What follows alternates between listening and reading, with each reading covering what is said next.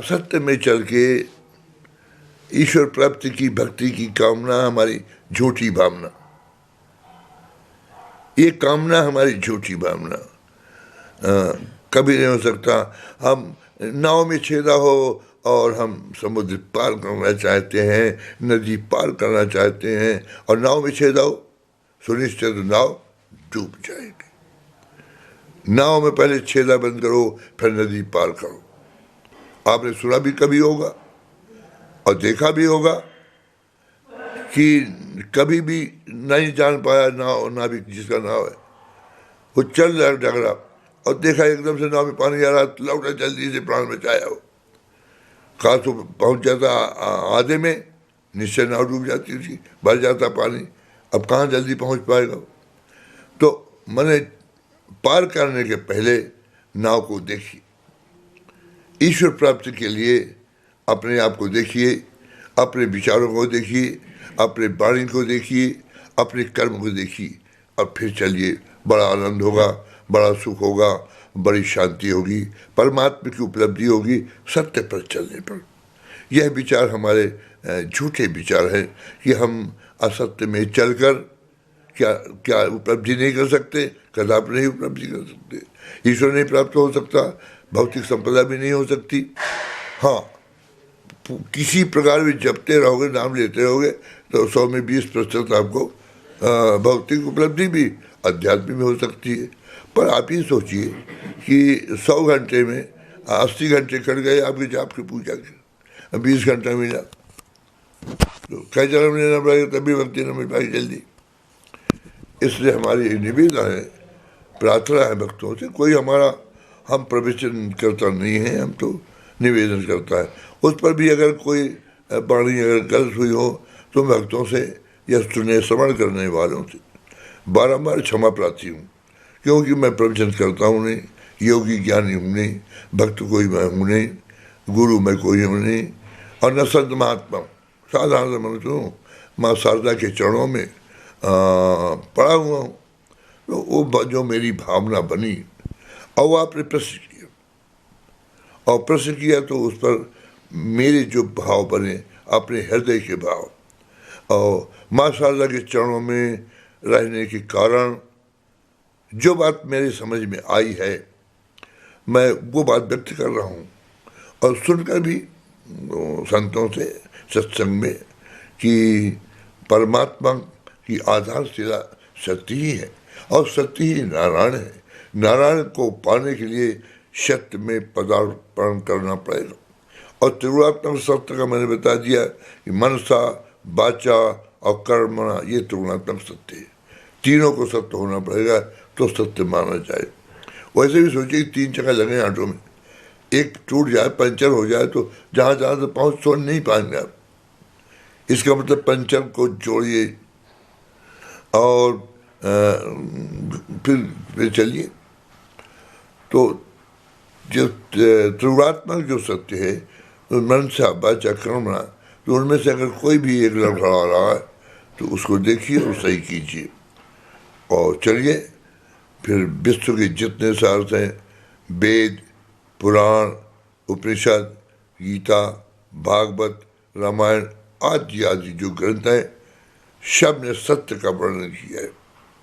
इनके पढ़ने के बाद भी, भागवत गीता सुनने के बाद भी, और चारों धाम करने के बाद भी, गंगा स्नान करने के बाद भी हम असत्य का वाचन कर रहे हैं, असत्य पर विचार कर रहे हैं, असत्य दृष्टि है, असत्य वाणी है, असत्य शरीर से हो रहा है, तो कौन भगवान मिलेगा? भगवान तो सत्य है, तो किससे कैसा मिलेगा? तो ये मैं निवेदन के रूप में भक्तों से यही कहना चाहता हूँ। और मेरी प्रार्थना निवेदन की, यदि आप ईश्वर के मार्ग में चलना चाहते हैं तो सत्य मार्ग अर्थात ईश्वर का मार्ग, वो फर्क नहीं है। आप सत्य मार्ग कहिए चाहे ईश्वर का मार्ग, वो दोनों एक ही पर्यायवाची है। नारायण का पर्यायवाची है सत्य, और सत्य के पर्यायवाची है नारायण।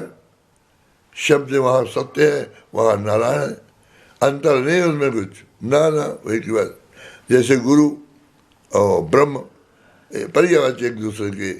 इसी प्रकार सत्य और नारायण, सत्य नारायण, नारायण सत्य, सत्य नारायण, नारायण सत्य पर्यायवाची है। और इन बातों को त्याग कर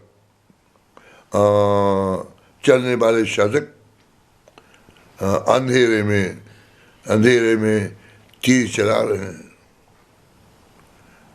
और अंधकार में भटक रहे हैं। आइए अंधकार से प्रकाश की ओर, आइए असत्य से सत्य की ओर,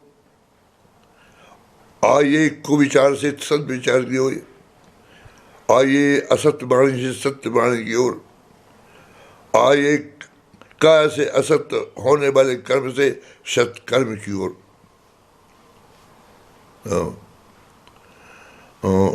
अनाद काल से वाचन होता आ रहा है और सत्संग होता आ रहा है। सबने सत्संग का प्रतिपादन किया है। सत्य ही जीवन का उद्देश्य होना चाहिए और सत्य जीवन का उद्देश्य अगर प्राप्ति हो गई तो नारायण तो अपने आप सत्य के पीछे पीछे नारायण चलते हैं, क्यों उन्हीं का स्वरूप है, पर्यायवाची है। तो साधना चाहे जितनी भी की जाए, आराधना जितनी भी की जाए, लेकिन इसमें त्रिगुणात्मक सत्य में और एक भी अगर मनसा वाचा कर्म में कोई एक भी त्रुटि रह गई तो साधना सब भंग हो जाती है।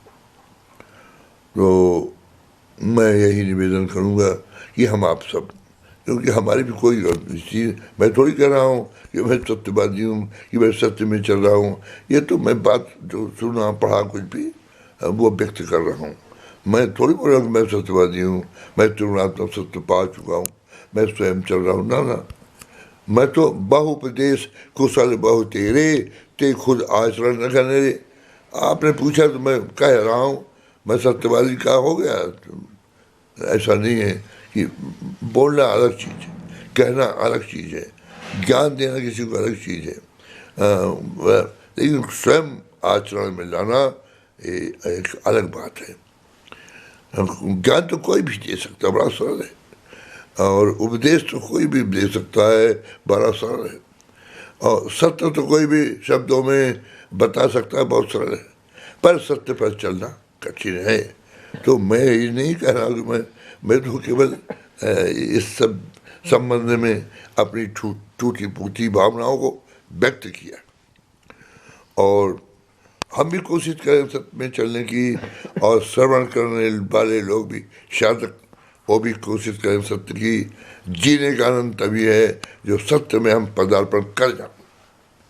जीना वही जानता है जो सत्य में चलता है। भगवत उपलब्धि वही करता है जो सत्य पे चलता है। ईश्वर उसी से प्रसन्न होते हैं जो सत्य पे चलता है। भगवान परम प्रसन्न होते हैं जिसका माने विचार सत्य होते हैं, वाणी सत्य हो जाती है और कर्म सत्य हो जाते हैं। परमात्मा खुद उनसे मिलता है। वो सत्य हो तो जाए, सत्य हुआ और नारायण में मिला, मिला नारायण, सत्य नारायण, सत्य हुआ और नारायण मिला, वही तो नारायण। इसलिए हमारी प्रार्थना जो हम जोर सत्य पर दे रहे हैं, तो चलने वाला वो चाहिए हमको, आपको, सबको, कि प्रयत्नशील रहे ज़्यादा से ज़्यादा कि हमारा जितना भी त्रिगुणात्मक सत्य में है इसमें चलने का प्रयत्न करना चाहिए, क्योंकि कोशिश से ही मनुष्य कर सकता है। और अच्छे दिव्य महापुरुष मिल जाएंगे और दिव्य संत मिल जाएंगे, सदगुरु की उपलब्धि हो जाएगी, जो सुनिश्चित मान लीजिए उनका दिया मार्गदर्शन किया, अपने को ईश्वरत्व की भावना में हमारी प्रेरणा को स्रोत बन जाए, मिल जाएगा, और प्रेरणा का स्रोत मिल जाएगा, अध्यात्म की दुनिया में अच्छा प्रवेश मिल जाएगा, चलने की राह मिल जाएगी। मगर महापुरुषों को मिलन हो जाए, वो भगवान की कृपा होती है। तो हमको आपको सत्पुरुष मिलते हैं, दिव्य पुरुष मिलते हैं, महापुरुष मिलते हैं, ज्ञानी मिलते हैं, योगी मिलते हैं, भक्त मिलते हैं, और हमारी भावना को जागृत कर देते हैं। हम अंधकार में भटक रहे हैं, वो प्रकाश दे देते हैं, हम भी प्रकाश हो जाते हैं, और परम प्रकाश के चरण बिंदु में मन हमारा लगने लगता है। बुद्धि लगने लगती, चित्त लगने लगता और हम ईश्वरत्व को प्राप्त होते। इसलिए हमारा बारंबार यही निवेदन है कि जो शास्त्र कहता है उनके वचन को पढ़िए। आप जो भी पढ़ेंगे वो सत्य है, सारे शास्त्र सत्य हैं, वेद सत्य है, गीता सत्य है, भागवत सत्य है, रामायण सत्य है, इनके रचनाकार सत्य। हम असत्य होने के कारण न गीता, न रामायण, न भागवत, न वेद, न पुराण, इन्हीं को नहीं जान पाते, इनके रचनाकार को नहीं जान पाते हैं, फिर अपने आप को स्वयं नहीं जानते कि हम कौन है। मानुष तन गुण ज्ञान निधान, हित अनहित पशु पक्षी जाना। आप इतना आपको पढ़ना चाहिए, लोग समझना चाहिए कि गुण ज्ञान का निधान कैसे है मनुष्य है। वो झूठा नहीं लिखा वो मानुष तन गुण ज्ञान निधाना, लेकिन खोज करे जो खोजे सो ही जाना, बिना खोज कुछ नहीं जाना। जिन खोजा तिन पाइयाँ, गहरे पानी पैठ। उस खजाने की खोज जिसने किया, जो गुण और ज्ञान का खजाना मानुष में है, बाबा तुलसी ने लिखा, वो सत्य लिखा, वो स्वयं सत्य थे। तो अब उस खजाने की खोज तो हमको करना पड़ेगा कि कहाँ खजाना, गुण और ज्ञान कहाँ है। तो हम खजाने की खोजने के बजाय भौतिक सुख, यश, कीर्ति, वैभव की ओर बढ़ जाते हैं, तो हमारा अध्यात्म का मार्ग अवरुद्ध हो जाता है। दोनों काम एक साथ नहीं चल सकते। गाल फुलाए हंसे, आज तक लाभ नहीं हो सकता। ये तो हंस लीजिए, ये तो गाल फुलाए बैठे रहिए, एक काम होगा। तो आप जो है, आप साधना के मार्ग में निवेदन है कि भाई आप ये तो ईश्वर के मार्ग में चल दीजिए, कि असत्य कर लीजिए जितना करना है। वहाँ से जो त्याग पत्र देंगे तब आपका कदम ईश्वर की भावना बनेगा। तो जब ये कोई भी शास्त्र देखिए, ये सब सत्य है, इनके रचनाकार सत्य है, पूरा भक्तमाल सत्य है। और हमारी ये सोच हो कि असत्य में चलते हुए नारायण की उपलब्धि कैसे हो सकती है। तो बारंबार हमारी भक्तों से प्रार्थना निवेदन है, इसे हमारा कोई आप वो आदेश, उपदेश या गुरु तत्व मानकर या कुछ भी मैं हूँ नहीं, ये हमारे स्वयं के हमारे विचार हैं। आपके विचार अपने आप में हैं, हमारे विचार में हैं। हमने अपने विचार व्यक्त कर दिए। और आपको चाहिए कि अगर ईश्वर के आराधना में चलना है, साधना में चलना है, अध्यात्म में चलना है, अगर आपके ऐसे विचार आए हैं तो शनै शनै सत्य के आवरण शरीर में चाहिए। असत्य का परित्याग कीजिए, सत्य का अंगीकार कीजिए। तो यही आपके प्रश्न तो बहुत बड़ा, क्योंकि सत्य यही तो सत्य है। ब्रह्म ही सत्य है, जगत मिथ्या।